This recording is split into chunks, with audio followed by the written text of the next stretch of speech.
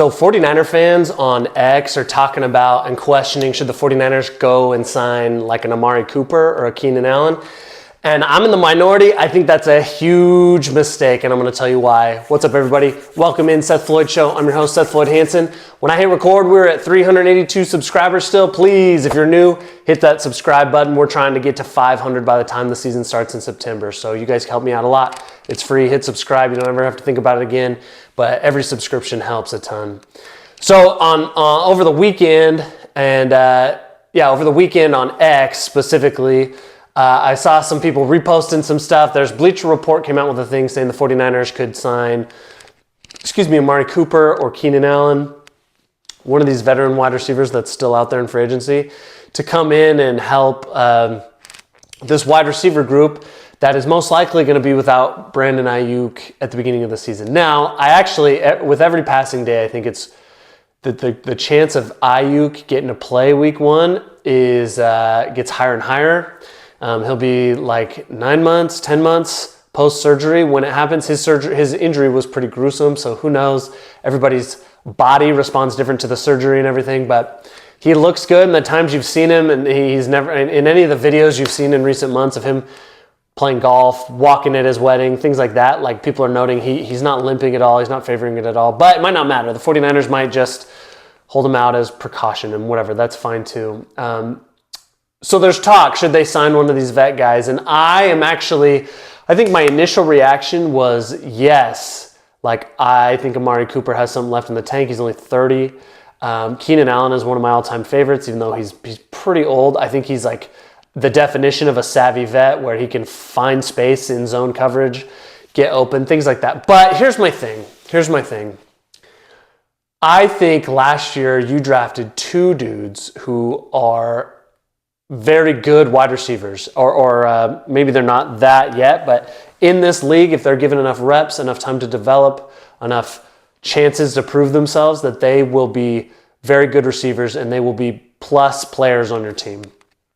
I think Ricky Pearsall for sure kind of established himself as that last year, like a guy who is only going to get better, especially after everything he overcame with getting shot and coming back in the middle of the season. Like, he is a player. He's an NFL receiver, and I think his ceiling is a very solid high-end number 2 receiver. I don't think he's ever going to be a number 1, but a very high-end number 2 receiver in this league.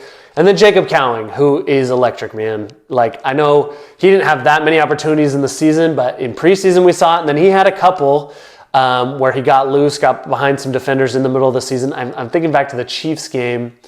I think that was him where he had a long pass play down the sideline where everyone had to play because Aiyuk got hurt and then Debo just had pneumonia before the game started. Holy crap, talk about the season from hell.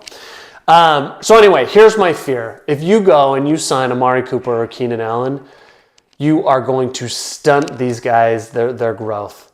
Maybe not Pearsall as much. I think Pearsall, given he was a first-round pick, given what he did when he was on the field, especially down the stretch at the end of the season, like he started coming on strong those last few weeks, had a great game against the Lions, caught a touchdown against the Cardinals from Josh Dobbs. Like and we remember that Tampa game, his first touchdown was great. Like, the dude can play. So I think Kyle Shanahan, he's earned enough trust from Kyle that he's going to get on the field. But man, are we ever going to see Cowing? And I would hazard a guess, if you sign an Amari Cooper or Keenan Allen, you're not. You're just not, which sucks because he brings a different element to the offense that we haven't seen in a bit. The closest would be, I guess, yeah, the most similar would be like 2021 Debo, like that just electric kind of ball player, even though it's completely different. I get it. But I just mean like that home run kind of play-making ability, like that is what Cowing, I think, brings. A little wrinkle that we haven't seen in a bit. Of course, he's got to come in. He's got to block. I don't know what it was. I don't know. And I'm as pro Kyle Shanahan as anybody, like almost to a fault. Like, I just believe in him. But one of my criticisms of him, like, he's obviously not a perfect coach. Nobody is. I don't like how he approaches the rookies all the time. I think last year was a mistake to not give Cowing more reps on the field. But especially he not only rookies, but Kyle is so picky about his receivers because he was one. He was a receiver in college. And so that is his baby. Nobody gets a freebie. You have to earn every single opportunity, which is great on paper, but given how the season was going last year, it just felt like, man, can we just put this guy in the game? Can we stop giving Chris Conley looks? Can we, you know what I mean? Can we just get this dude out there and let him make plays? Because what are we holding on to at this point? And so if you bring in a vet receiver, like, I just don't think there's any chance Cowing's really going to see the field. Not as much as you'd like. Now, he's, again, right or wrong, Kyle is very anal and picky about the receiver has to block. He will not sniff the field if I don't think his blocking is good enough.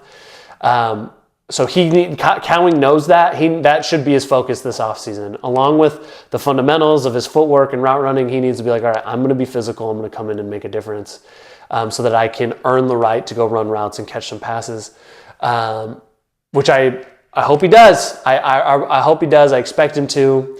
Ted McMillan said something in the combine interview process, draft process. They asked, I can't remember specifically what the question was, but his answer at whatever point was, Jacob Cowing's probably the best receiver I've ever been around. Like, that's how high he thinks of him, between his just explosiveness, ability to catch the ball, all of that good stuff. So anyway, we need to see it. And if you sign a guy late in the offseason, like, I just think it goes down, especially because you signed Demarcus Robinson. Like, he's already behind the 8 ball because Demarcus Robinson has produced on the field in the NFL for the Rams. So, like, just hard, man. I really want to see Cowing. And then Jordan Watkins, like, I haven't even brought him up, but guys, like, Jordan Watkins was my least favorite draft pick, not because of the player, but because of they used a 4th-round pick on a rookie wide receiver who I would guess is not seeing the field unless he's a special teams guy. I think he can play. I think most people thought it was maybe a reach. Fine, I don't care as much when there's reaches because nobody really knows anything, but I think that Jordan Watkins could be really good. I just don't think we're going to see him. And again, if you sign a guy, you're definitely not going to see him. Definitely not going to see him unless, I guess, Cowing is just really in the doghouse and Jordan Watkins jumps him in camp. But anyway, so 49er fans, like, if you're excited about Jordan Watkins, you can be. Just, I wouldn't be this year. I wouldn't be this year because Kyle's not putting him on the field.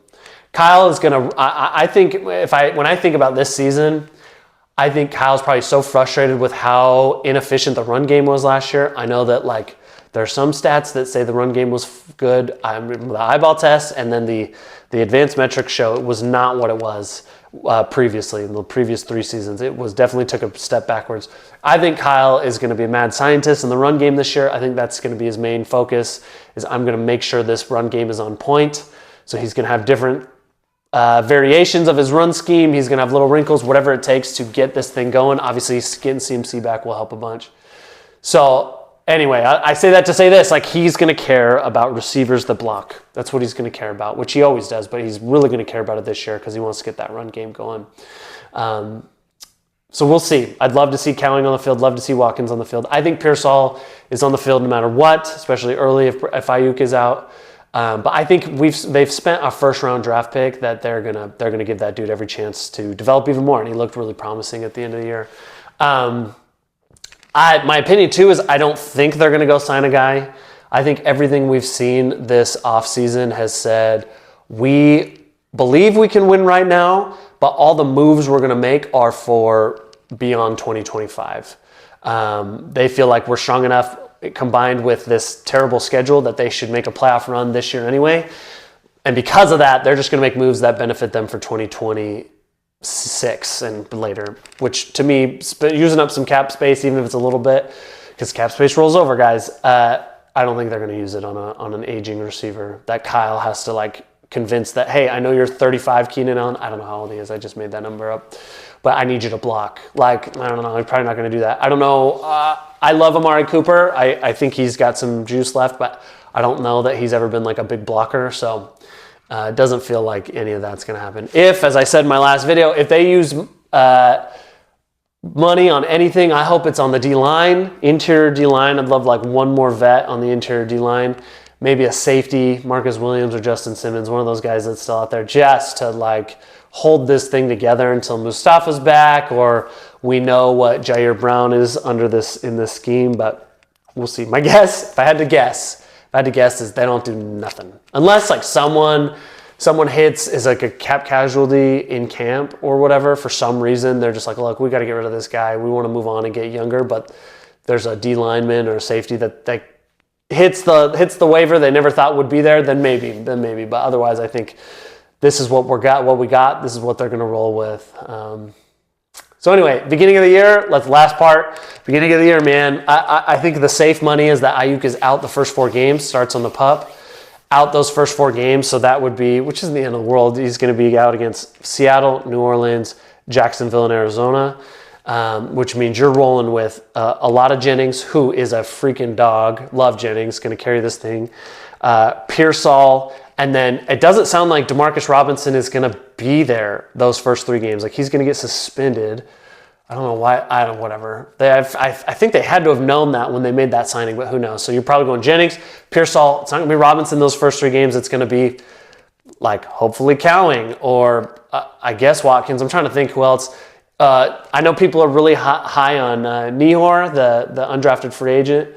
I guess he could make the team in surprise, but I would think Cowing and Watkins would have precedent over him unless he's just taken camp by storm. So, sorry, I've said this 3 times now. Jennings, Pearsall, I'm going to put Cowing at 3.